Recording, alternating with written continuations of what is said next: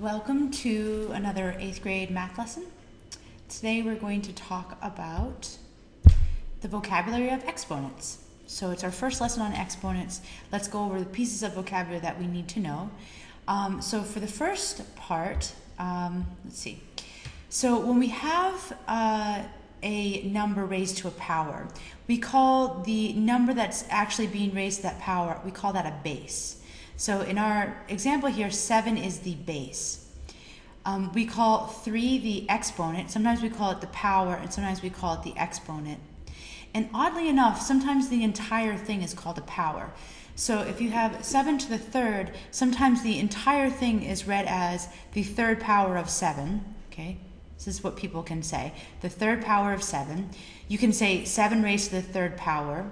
Or you could actually evaluate it, so it's 343. So this is equal to 343. And you say 343 is a power of 7. All right, so these are different ways that we can use these expressions. Okay, there are some powers that have special names. So if you are taking the power of 2, then what you're doing is we call that squaring. So we refer to this object, this power, as 8 squared. So often we refer to the power of 2 as being a square, right? Just like it's indicated here. And cubed, raising something to the third power, is called cubing it. Okay, and that has a square and a cube has everything to do with geometry, right? So when we think of a square, if we have an identical square, then it would have the same unit as the length that it has on the width. That's x and x. So the area itself would be x squared. Likewise, a cube has everything to do with finding the volume. So if you had a cube with the length and the width and the height equal to 5, then the volume, which is length times width times height, would be 5 times 5 times 5, but that's 5 to the third power, or 5 cubed. Okay, so that's where these special names come from. The other exponents do not have special names. It's only the power of 2 and the power of 3. Okay, now I wanted to talk to you a little bit about evaluating expressions with positive exponents. And the first example I have is something that commonly happens is you will see a base within parentheses raised to a power, and then you'll see, this happens with negative bases. And you'll see one without parentheses, and there's actually a really big difference. Now to illustrate the difference, I'm going to take the calculator out, and I'm going to show you what happens when I evaluate the two different things. So let's say I had negative 5 squared, okay? Now, when I evaluate that, you can see that I get negative 25. But if I put parentheses around it, and I square it with parentheses, I get positive 25. Now, what exactly is going on here? Why would you get negative 25 and 25 when you're assuming this top one, you would actually assume you should get positive 25, but it gets negative 25.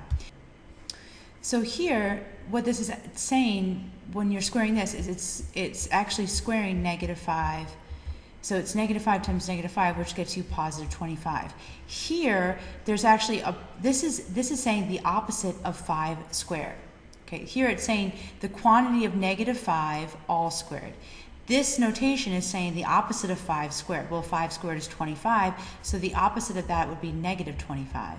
Another way of looking at this is that you have negative 1 times 5 squared.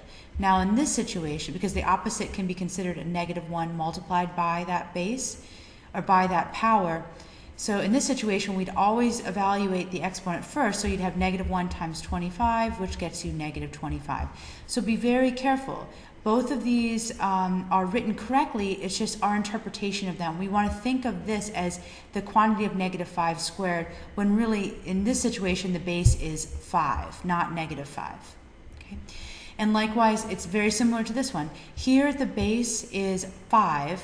Here the base is the product of 3 and 5. So what you would do here is you first evaluate the 5 squared. So you'd have 3 times 25, which gets you 75. Okay.